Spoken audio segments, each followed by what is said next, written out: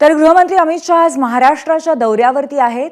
शहांच्या दौऱ्यामध्ये एकनाथ शिंदे पूर्ण वेळ अमित शहांसोबत असणार आहेत। नाशिक आणि मुंबई दोन्ही दौऱ्यांमध्ये शिंदे शहांसोबत असतील। शहांच्या दौऱ्यामध्ये ऑपरेशन धनुष्यबाणावरती चर्चा होणार का अशा पद्धतीची चर्चा त्यामुळे या निमित्ताने होतीये। शिवसेना ठाकरे गटाचे 9 पैकी 3 खासदार संपर्कात असल्याचा उदय सामंतांचा दावा होता। तर पक्षांतर बंदी कायद्यापासून वाचण्यासाठी 6 खासदारांची गरज आहे।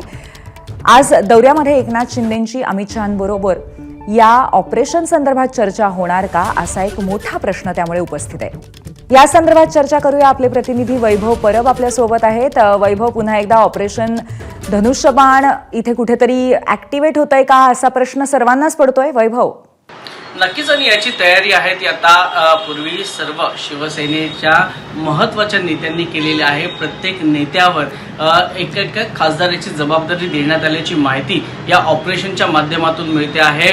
उदय सामंत यांनी उघडपणे सांगितलेलं आहे की आमच्या सोबत 3 खासदार जवळपास आहे, परंतु ज्या वेळेला गट लागतो त्यावेळेला 9 पैकी 6 जणांचा गट असणं गरजेचं असतं आणि त्यामुळेच काल बाळासाहेब ठाकरे यांच्या जयंतीच्या निमित्तानं जो राजकीय भूकंप होणार होता तो होऊ शकला नाहीये। परंतु आज अमित शहा महाराष्ट्राच्या दौऱ्यावर आहेत आणि थोड्याच वेळात एकनाथ शिंदे हे नाशिकसाठी निघणार आहेत। त्यामुळे या दौऱ्यामध्ये अमित शहा आणि एकनाथ शिंदे यांच्यामध्ये काही चर्चा होते का हे पाहावं लागणार आहे। कारण का खरं तर 3 खासदार जर घेतले तर आगामी काळात पुन्हा एकदा एकनाथ शिंदे यांच्या पक्षाला तांत्रिकदृष्ट्या कायदेशीररित्या संघर्ष करावा लागतो आणि हा संघर्ष शिवसेनेला सध्या न परवडणार आहे। कारण का आपल्या सर्वांनाच माहिती आहे की गेल्या काही दिवसांपासून महाराष्ट्रामध्ये जे फोडाफोडीचं राजकारण झालेलं आहे त्यामुळे जनतेमध्ये देखील एक वेगळ्या प्रकारचा प्रादुर्भाव किंवा एक वेगळी त्रास आपल्याला पाहायला मिळतो आहे।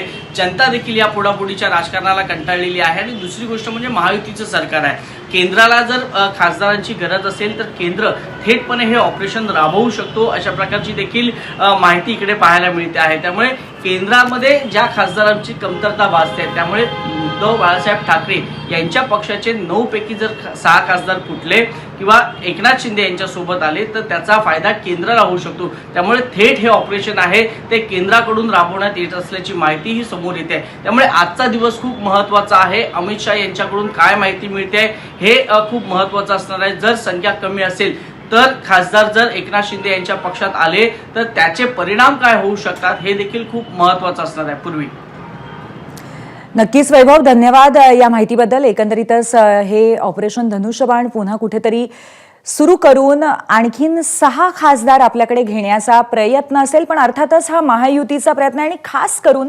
केंद्रामध्ये या सगळ्याचा फायदा केंद्रीय पातळीवरती होणार आहे महायुतीच्या सरकारला किंबहुना एनडीएच्या सरकारला। आणि म्हणून त्या दृष्टीने आता अमित शहा आज नाशिक दौऱ्यावरती जेव्हा येत आहेत किंवा महाराष्ट्र दौऱ्यावर येत आहेत तेव्हा काय पद्धतीची चर्चा होते याकडे लक्ष असेल।